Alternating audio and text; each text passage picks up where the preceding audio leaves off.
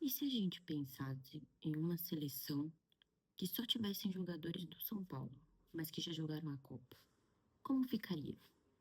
Já que estamos em clima de Copa e a gente também não deixa de falar de São Paulo Futebol Clube, de pensar em São Paulo, vamos fazer uma seleção brasileira, né, com jogadores que já atuaram no São Paulo, né, e que também já estiveram em alguma Copa do Mundo. Então, eu vou fazer minha escalação, não me julguem, tá? Mas deixem aí também no comentário quem você concorda, quem você não concorda, quem você trocaria, pra gente ver, né, essa seleção aí brasileira com jogadores do São Paulo, tá com goleiros, né? Então, eu pensei em dois nomes, Rogério Ceni e o Zete. O Zete já participou da Copa do Mundo de 1994 e o Rogério Ceni já foi convocado, né, para a Copa do Mundo de 2002 e 2006. Em 2002 o Brasil ganhou, né, a Copa do Mundo e pela grandeza, né, do Rogério Ceni também, né? O Zete também é grandioso, né? Ambos fizeram uma história no São Paulo, né? O Rogério Ceni, ele participou, né, da Libertadores e do Mundial em 2005, né? Então, pra gente, pra nós, São Paulinos, ele fundamental, né? Fora que ele é nosso goleiro artilheiro, enfim. Então, assim, Rogério Ceni é um ídolo, né, pra gente. Já foi técnico do São Paulo, então tem uma história grandiosa. Então, eu deixaria o Rogério Ceni como nosso goleiro titular. Continuando com a nossa escalação, na lateral direita, eu colocaria o Cafu, né, que foi revelado pelo São Paulo e já foi o capitão do nosso Penta, né? E já participou de quatro Copas do Mundo, né? De idade 98, 94, 2002 e 2006. Então, ele é um nome muito importante, né? Ele foi o único a disputar três finais de Copa do Mundo, então eu deixaria ele na lateral direita. Aí, zagueiros, eu colocaria o Bellini, né? Eu sei que ele não é da minha época, mas foi um jogador também, se a gente ver a história dele, foi muito importante, né? Então, deixaria ele como zagueiro. E ele foi o primeiro capitão da Copa do Brasil, né, em 1958. Então é um nome muito importante para a história da seleção e também foi um nome muito importante para o São Paulo.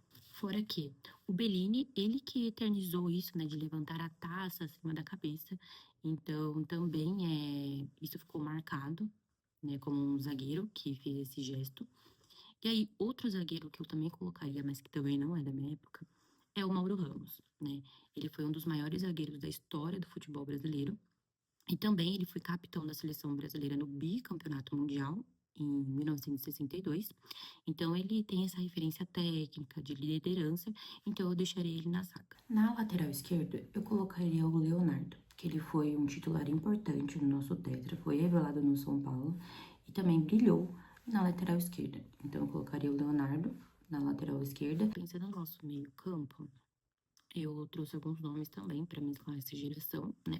Então, eu colocaria o Casemiro, né? Porque ele representa essa nova geração. É um made in Cotia, então é formado em Cotia, que eu acho que é muito importante, né? Trazer também esse histórico do São Paulo. E ele já disputou diversos ciclos, né? Recentes da Copa do Mundo, né? Então, em 2018, 2022 e agora em 2026. E quem sabe ele não traz aí o Hexa, né, pra gente. Então, para mim, o Casemiro ele é um nome muito importante, né? E eu colocaria ele no meio campo. E aí, um outro jogador que eu também colocaria ali é o Raí, porque eu sou muito fã do Raí também, dentro e fora de campo, né? Porque para mim ele representa muito, então para mim ele é um ídolo, né? Ele é um ídolo do São Paulo e para mim ele é muito importante, ele é um nome muito importante, né? Porque ele, nossa, gente, não tem nem o que falar dele. Mas falando assim do Raí, do porquê, dos motivos, né? Eu colocaria ele porque ele foi o capitão da geração mais vencedora do São Paulo, né?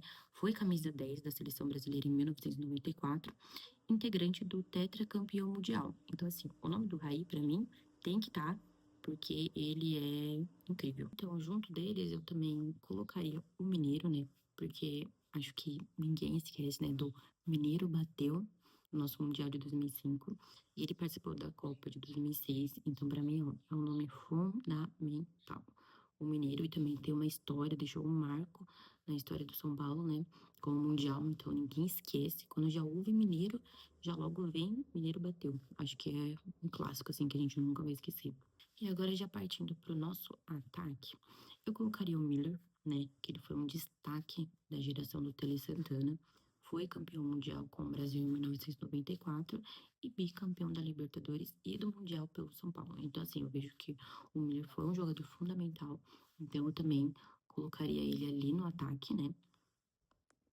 E junto dele, colocaria o Kaká, né, que foi revelado pelo São Paulo, campeão mundial em 2002, disputou a Copa de 2002, 2006 e 2010, né, da seleção brasileira, e também foi o melhor jogador do mundo em 2007.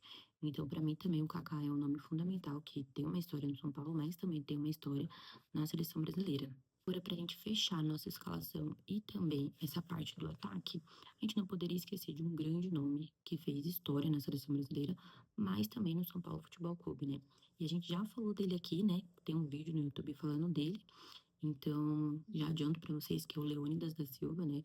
O nosso grandíssimo diamante negro, que ele fez história na Copa do Mundo, né? Em 1938. Foi o grande artilheiro daquela Copa e foi uma principal estrela, né? Um grande nome no futebol brasileiro antes do Pelé, né? Então ele também transformou o futebol do São Paulo como o São Paulo como uma potência nacional da década de 1940. Então ele foi um nome assim importantíssimo para o nosso futebol brasileiro, né? Como um todo, também para o São Paulo Futebol Clube. Então para mim o nome dele assim indispensável. Para mim ele é um ídolo, né? Uma referência. Então para mim ele teria que estar nessa escalação. Para fechar mesmo, agora a gente tem que escolher um técnico, né? E para mim, não poderia ser diferente como o Tele Santana, né?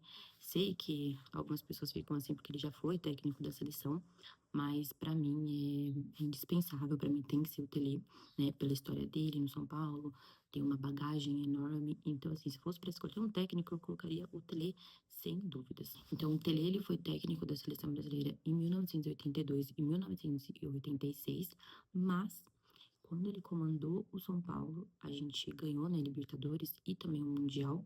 Então, para mim, ele é uma figura muitíssimo importante e, né, ele é considerado um dos maiores treinadores da história do futebol brasileiro. Então, para mim, o Tele não poderia faltar nessa escalação.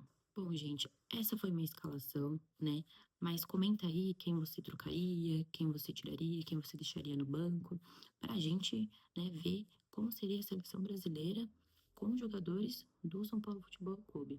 Comenta aí, né? Deixa a sua opinião e já que a gente falou um pouquinho de Leônidas da Silva de novo, confere lá também no canal do Resenha aqui no YouTube o vídeo sobre o Leônidas da Silva para você, né, relembrar ou saber da história dele.